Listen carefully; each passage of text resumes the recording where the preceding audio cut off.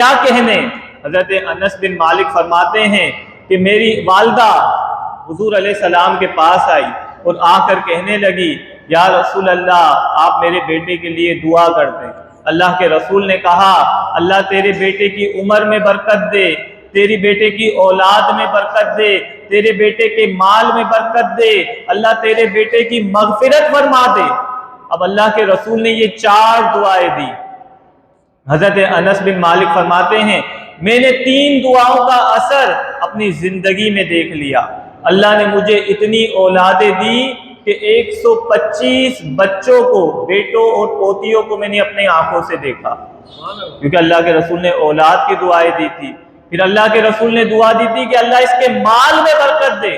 فرماتے میں نے مال کی برکت کو اس طرح دیکھا کہ لوگوں کی کھیت میں سال میں 1 دفعہ پھل لگتے تھے اور میری کھیت میں اللہ سال میں 2 مرتبہ پھلوں کو لگاتا تھا۔ فرمایا مال میں بھی برکت دیکھ لی، اولاد میں بھی برکت دیکھ لی، میری عمر میں اس طرح سے برکت ہوئی کہ میری 125 سال عمر ہو گئی تو میں سوئی میں دھاگا خود ڈال لیا کرتا تھا۔ یعنی عمر میں بھی برکت۔ ایک دن آپ اکیلے میں سوچنے لگے کہ رسول پاک کی 4 دعائیں تھی، 3 برکتوں کو میں نے دیکھ لیا، یا اللہ ایک برکت اور اللہ کے رسول نے مجھے دی تھی کہ اللہ کے رسول نے فرمایا تھا اللہ تیری بخشش فرما دے۔ فرمایا میں یہ سوچ ہی رہا تھا کہ اچانک غیب سے آواز آتی ہے ہم نے تیری مغفرت بھی فرما دی ہے۔ یعنی مصطفیٰ کی دعا جسے مل جائے اس کے تو وارے نیارے ہو جاتے ہیں، لیکن مصطفیٰ کی دعا کب ملے گی؟ جب ہم حضور علیہ السلام کے دین کو اختیار کریں گے، حضور علیہ السلام کی باتوں پہ عمل کریں گے۔ آپ دیکھیں یہ سال کس کا ہے؟ عیسائیوں کا سال ہے۔ ہمارا سال تو محرم سے شروع ہوتا ہے، ذی الحج پہ ختم ہوتا ہے۔ محرم میں امام حسین کی قربانی ہے، ذی الحج میں حضرت اسماعیل کی قربانی ہے۔ یہاں تو سال کے آغاز کو فائرنگ سے شروع کیا جا رہا ہے۔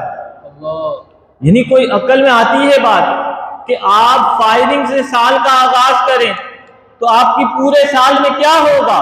پورے سال بے چینی میں، پریشانی میں ہوگا۔ جبکہ ہمارا دین کیا کہتا ہے؟ دین اسلام کہتا ہے کہ جب بچہ پیدا ہو تو کوشش کرو کہ اس کا آغاز جو زبان سے ہو تو اس کی زبان پہ سب سے پہلے لفظ آئے لا الہ الا اللہ۔ یعنی یہ دین جس کے ماننے والے آپ اور میں ہیں وہ کہتا ہے کہ کلمے کا آغاز کرو اپنی اولاد سے۔ اللہ کے رسول نے تو یہاں تک فرمایا کہ جس کام کو تم شروع کرو اگر وہ اللہ کے ذکر کے بغیر شروع ہوگا تو اللہ اس میں برکت نہیں ڈالے گا۔ یعنی اللہ کے رسول نے فرمایا ہر کام بسم اللہ سے شروع کرو، کیونکہ آغاز میں انجام پوشیدہ ہوتا ہے۔ جب بندے کا ذکر سے شروع ہوگا، لا الہ الا اللہ کی صدا اس کے ہونٹوں سے جاری ہوگی، خدا کی قسم اللہ کے رسول نے فرمایا من قال کہ جس کا آخری کلام لا الہ الا اللہ ہوگا، یعنی جسے مرتے وقت کلمہ طیبہ نصیب ہوگا وہ ڈائریکٹ داخل جنت کر دیا جائے گا۔ یعنی ہمیں جنت کے پروانے مل رہے ہیں، ہمیں آغاز کا طریقہ بتایا جا رہا ہے کہ اسلام ہمیں کہہ رہا ہے بچے کی پیدائش پر لا الہ الا اللہ کا اہتمام کرو، جب بندہ مرنے لگے تو لا الہ الا اللہ ہو۔ یہاں پہ تو آتش بازی کی جا رہی ہے، فائرنگ کی جا رہی ہے۔ اللہ کے بندو یہ فائرنگ کیا ہے؟ یہ آتش بازی ہے۔ آتش بازی کیا ہے؟ یہ حرام ہے۔ اللہ نے قرآن میں فرمایا فضول خرچی کرنے والے یہ شیطان کے بھائی ہیں، شیطان کے پیروکار ہیں۔ ہمیں تو دیکھیں کس سوچ سے ہمیں جو ہے صحابہ نے اسلام دیا۔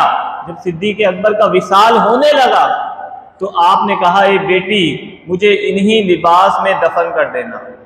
تو اماں عائشہ نے کہا کہ ابا جان نیا کفن، آج لوگوں کے لیے کھانے کو پیسے نہیں ہیں، لوگوں کے اوپر اتنی مہنگائی کا بوجھ ڈال دیا گیا ہے۔ ابھی دیکھیں گیس کے بل کے اندر بلا وجہ اضافہ کر دیا گیا ہے، یہاں لوگ مہنگائی کی چکی میں پس رہے ہیں اور یہاں مسلمان سال کا آغاز فائرنگ سے کر رہے ہیں۔ صدیق اکبر نے جب یہ کہا کہ مجھے اس کفن میں دفنا دینا تو آپ کی بیٹی نے کہا نیا کفن، صدیق اکبر نے فرمایا کہ میں نے اپنے محبوب آقا سے سنا ہے کہ بندے کے اعمال اچھے ہوتے ہیں تو وہ قبر میں جاتا ہے تو اللہ اسے جنتی کفن میں تبدیل فرما دیتا ہے۔ یعنی یہ ہمیں جو ہے تعلیم دی گئی، ہمیں یہ درس دیا گیا۔ جب حضرت عمر نے دیکھا مدینے میں ایک عورت ہے جو بڑی ضعیف ہے، اب یہ ون ویلنگ کریں گے آپ تو اس کا نتیجہ کیا آئے گا؟ یا تو آپ خود نقصان اٹھائیں گے یا دوسرے کو نقصان پہنچائیں گے۔